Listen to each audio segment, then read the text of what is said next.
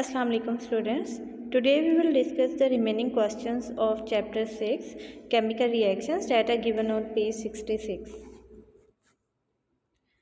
Okay, the question number 17 is what is acid rain? Acid rain क्या होती है? Acid rain is rainwater which has a pH of less than 5 due to dissolved gases such as sulfur dioxide and oxides of nitrogen. These gases are produced mainly by burning fossil fuels.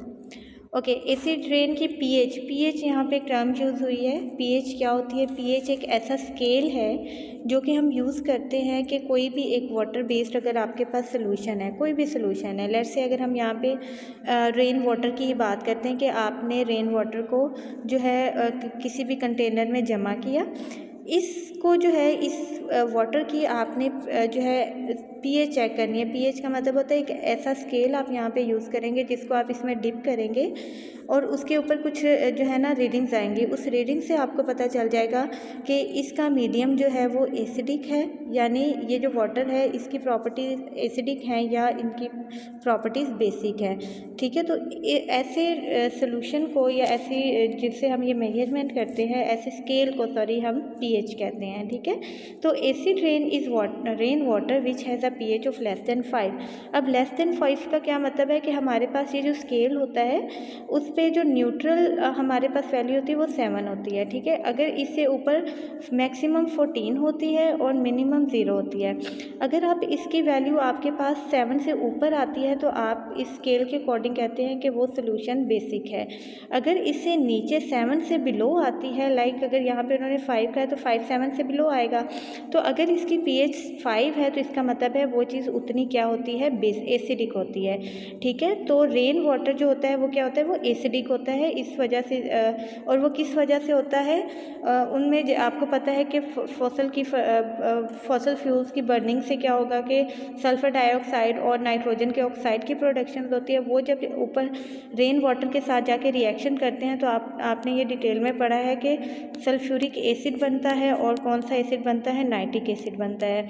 और वही water जब नीचे ज़मीन के ऊपर आएगा तो वो उस रेन को आप क्या कहते हैं? वो एसिड रेन बनती है। ठीक है, जब जिनमें हाइड्रोक्लोरिक एसिड बनता है, सल्फ्यूरिक एसिड बनता है और HNO3 बनता है।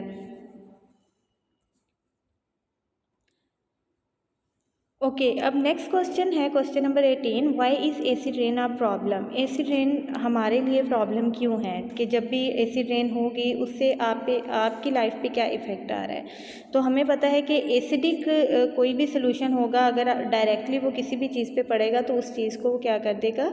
डैमेज करेगा, डैमेज कॉज करेगा। तो यहाँ पे हम क्या पढ़ेंगे कि अगर वो प्लांट लीव्स के ऊपर वो वाटर यूज़ जाके गिर रहा है तो वो उनको भी डैमेज कर देगा, ट्रीज़ को किल करेगा, एसेंशियल न्यूट्रिएंट्स जो हमारी ज़मीन के ऊपर में प्रेजेंट है उनको वहाँ से निकाल देगा।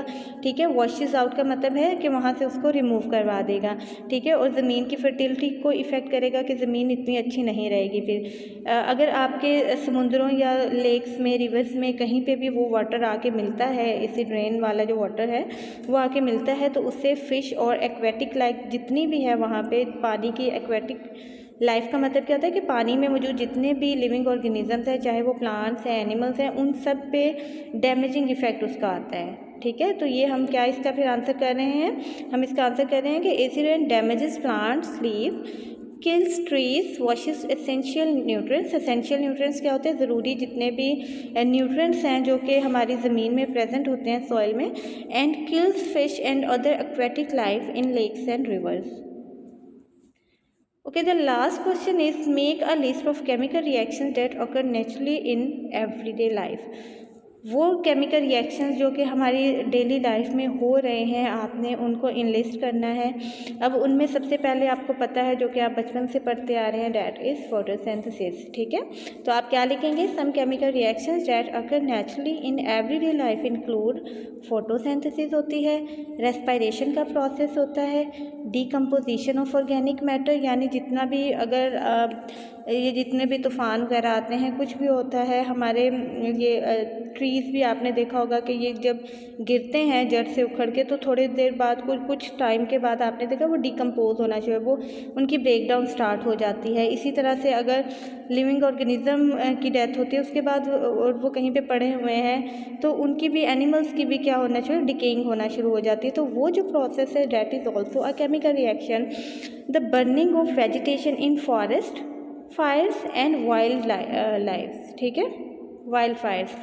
बर्निंग ऑफ वेजिटेशन यानी जंगलों में जो है, जिस तरह फॉरेस्ट फायर्स जो है आपने जो है, ये 1 साल पहले की बात है जब ऑस्ट्रेलिया के जंगलों में आग लगी थी, ठीक है। तो आपने वो देखा होगा कि वो कितने बड़े पैमाने पे जो है वो लाइफ को जो है वो इफ़ेक्ट करती है, ठीक है। तो वहाँ पे जितने भी प्लांट्स थे या जितने भी वहाँ पे एनिमल लाइफ थी, वो सारी की सारी उससे क्या हो जाती है, इफ़ेक्ट होती है।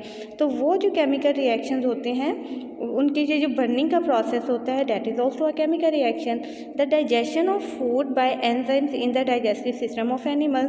हम जो भी फूड खा रहे हैं वो फूड डाइजेशन, उसमें क्या हो रहा है, वो डाइजेशन का प्रोसेस जो हो रहा है, जो फूड की ब्रेक डाउन हो रही है by the use of enzymes. हमारी बॉडी के अंदर भी क्या है, एंजाइम्स प्रेजेंट होते हैं।